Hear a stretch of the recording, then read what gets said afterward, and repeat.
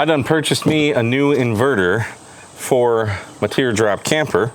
I went ahead and bought the Leetime 2000 watt inverter. And today, we're not only going to install it in my camper, but we're also gonna see if we can test if my whole setup here is gonna cause any RFI for the ham radio. Check it out this time on Ham Radio Tube. So I've got a 3000 watt inverter in here right now, and it's just too doggone big. So it is a Leetime. So I bought this Leetime. It was on sale on Amazon. I only paid like 200 bucks. I think they're like 220 bucks regular when it's not on sale. So this is way smaller than my 3000 watt that's in there, which will give me more space in this box. Plus I just don't need a 3000 watt inverter because I'm really only needing AC for this AC for the AC, which this only pulls like 400 watts, maybe somewhere around there, I think. But I wanted at least a 1500 watt inverter in case it's cold out and I need to use a space heater or something. I got a little 1500 watt space heater. So I'll give you a little before, just how much room this 3000 watt inverter takes up. These are two 280 amp hour batteries, and this guy goes pretty much right to the end of this V here. So probably gonna cut off at least 4 or 5 inches just by putting this 2000 watt in here, and I just don't need 3000 watts. So let's get this guy out of here.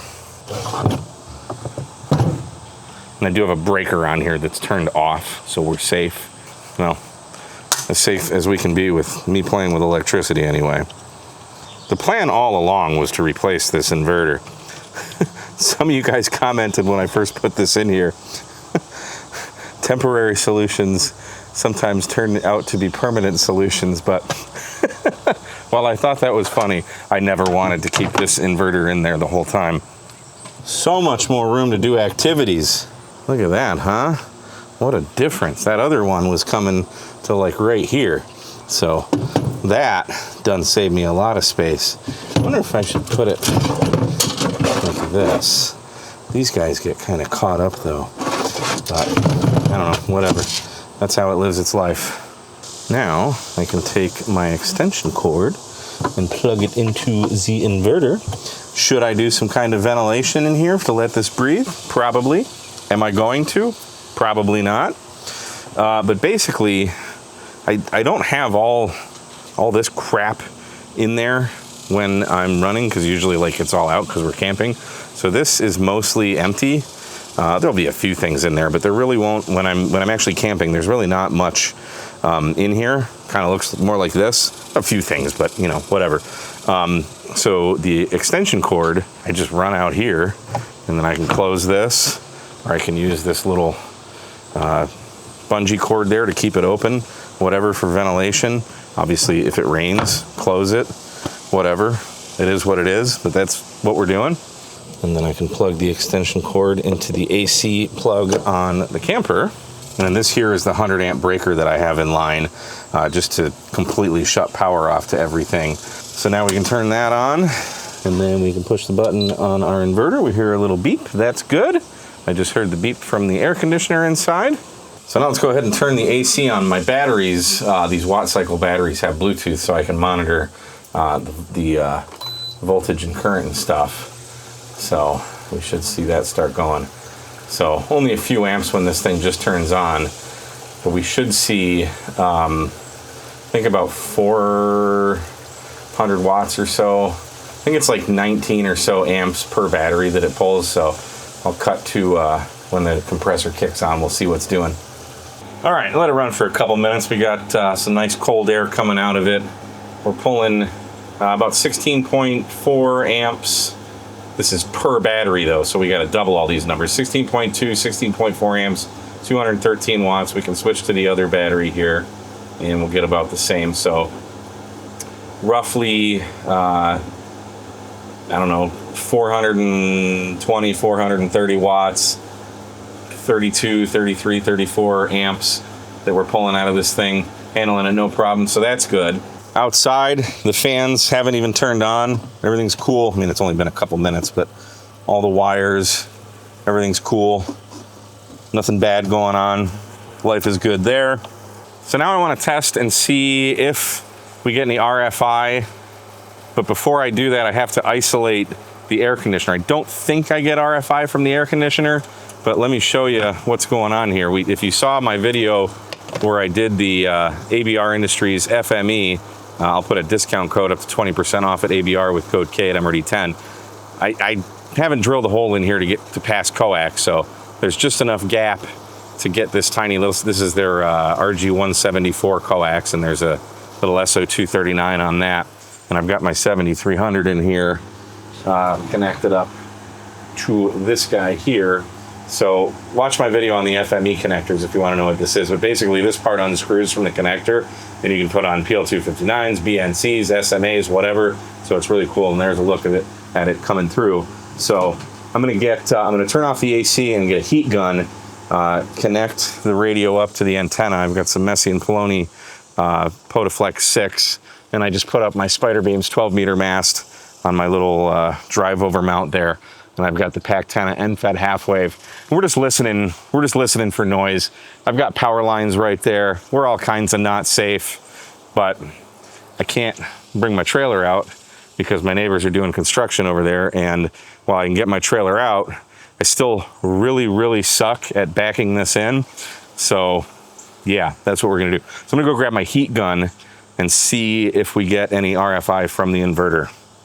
Okay, so here's just a control of my noise floor here at the house.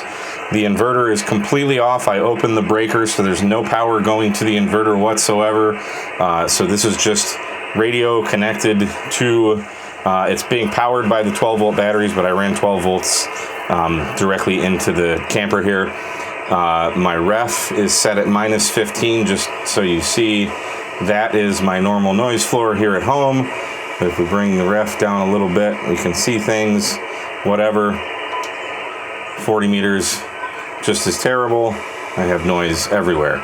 So if we see RFI from this, we should see like a whole bunch of lines on the scope here. So let's go turn the inverter on and see what happens. All right, turning power on to the inverter now. So the inverter has power. And now the inverter is on. I'm obviously outside, so you guys saw it. What was that? Oh, look at that. We're not even pulling any power right now. That's just the inverter on.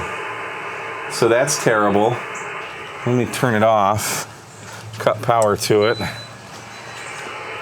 and it goes away.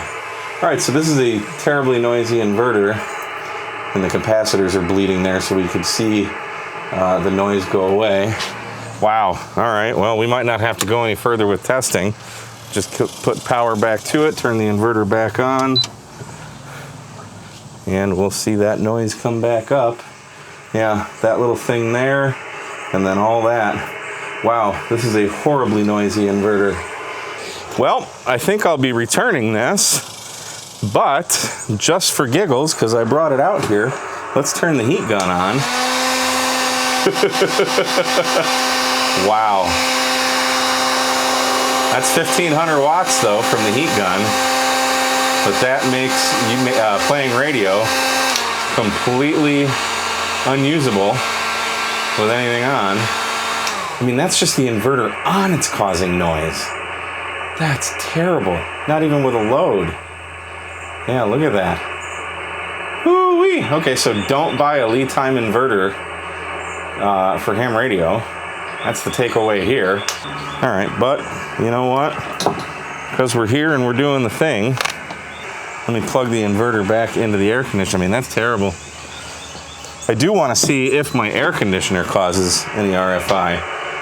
So that's just so I just plugged it back into the camper. So we've got 120 volt going, just plugged in. Let's turn the AC on. Oh boy, howdy. Boy, howdy. That is no bueno. I don't know if that's because the coax is running so close to the air conditioner, or if I presume that's just all battery or inverter. Now I want to plug 120 volt directly. I want to plug this air conditioner right into my house and see if we get clean power from the air conditioner. That'll at least isolate something for me. So real quick, I just grabbed the Messi and Poloni coax and ran it directly in, so we're not using the coax directly through the AC. Still getting the RFI. Still not sure if it's coming. I'm going to throw a choke on this really quick though, see what happens. Yeah, so a choke did nothing. I literally am just touching this. I didn't even screw the coax into the radio. I can just touch it, and that's bad. Now actually, so there's a big giant choke. I'll show you this choke from ABR Industries. I plugged it in out here using the FME. So we got that big guy going on. It's like a 240 choke with 1, 2, 3, 4, 5, 6, 10 turns or so around it. When I screwed the coax all the way in to the radio, like this still isn't great, but I was just touching it to the center pin. Let me unscrew this again. So it looks like that choke actually did do something. So now we're just touching, we get all that. But when I screw it in all the way, a lot of it seems to go away. Like, that's still terrible, but we kind of only have that guy there, and you know, every 40 hertz or so, kilohertz rather, 35 kilohertz or so. I mean, I can still hear people, but yeah, this is terrible. You're also 5 and I don't know, I might could use this, but probably not. So I brought the choke in the camper now, so it's plugged as close to the radio as possible. I think it was actually slightly better outside. We're still getting that, and we've got some kind of intermittent guys going from time to time. So it's just an RFI festival here right now. Okay, inverter is off. There's no power going to it whatsoever. I have 120 volts coming from the house, and now I'm plugging it into the camper. So it's plugged in. My noise floor probably looks a little bit different. There's a lot of like crazy intermittent RFI, but this is normal. Nothing's being caused by the inverter or anything. So now let's turn the AC on. So AC with 120 volts, shore power, doesn't look all that great, but it's not as bad. So I think we get a little bit of RF coming from the AC. Wonder if I can choke that out. Now the coax is plugged in with a choke, so you guys are seeing it before I am. Did that do anything? Oh yeah, that brought it way down. But see what I mean, how the waterfall goes darker, so like something in the neighborhood just turned off. So choke outside with the AC on. This actually looks pretty good. Like that's normal RFI levels for me at my house. So I want to try this here before I lug the camper out. Although this just kind of gradually getting brighter like that might be from the AC. I don't generally see that just in the neighborhood, but not terribly nasty like we saw when the inverter was plugged in. I don't think that's coming from when that comes up again, I'm going to turn the AC off. See, because it's getting brighter and darker, that leads me to believe that it's the AC. So now it's brighter. Let's cut the AC. Yeah, that didn't do anything. So that is just local noise. So the only way to see if the AC is creating this RFI that keeps getting louder and quieter, my lovely assistant Caitlin's outside. She's just going to yank the power cord out of the camper. Go ahead. Okay, so there's no power coming to the camper. Everything's unplugged. The inverter's off. It's not getting power, everything. So that is still, so the AC doesn't cause any RFI. It is the inverter 100%. So now just for giggles, I hooked up my 3000 watt inverter. I've never tried the 3000 watt inverter with ham radio. I'm kind of just I've been on shore power every time I've camped. So let's see if the 3000 watt inverter does anything good. So just the 3000 watt inverter on, we're seeing these probably every 20 kilohertz or so bits of RFI. Let's turn the AC on. There's no choke on here, and that's the 3000 watt inverter and the AC. Yeah, that's pretty terrible. However, I can choke it out with a choke outside. It seems to work better with the choke outside, so I'll go ahead and plug this guy in. And now we are plugged in and good. So that choke does a whole heck of a lot at eliminating this RFI, but I don't know. I don't know if this is worth it. I think I need to keep experimenting with inverters. That actually cleaned it up a lot though. Holy hillbilly. Let's just check some other bands since we got the 3000 watt and the choke. That was 80. There's 40. That looks okay. This choke doing a pretty good job. I can't tell if we're getting RFI on 30. It looks like we are. Yeah, 30's still getting some. 20, 17.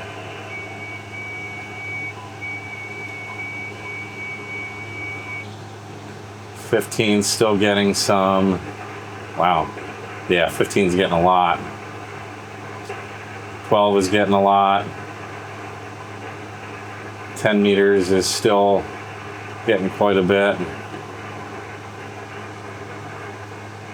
Yeah, you can see it. Oh, geez. There's a whole lot on 10 meters. Yeah, so neither one of these is clean. What a bummer. So I think we've eliminated variables between the AC and the inverter and shore power. Not really a lot of RFI coming from the air conditioner itself, but I think we learned that we can put lead time inverters on the do not buy list. So if any of you guys know of a good RF quiet inverter around 2000 watts, I could maybe do 1500. I'd rather have 2000, but 1500, 2000 watts. Let me know in the comments what model inverter and what brand, and maybe I'll buy one of those and try this out. For the meantime, just throwing the 3000 watt back in here. This, thanks to Amazon, I can still return it and get my $200 back. So yeah, don't buy lead time inverters for ham radio. My name is Mike, K at MRD. Thanks for watching Ham Radio Tube. We'll see you next time. 73.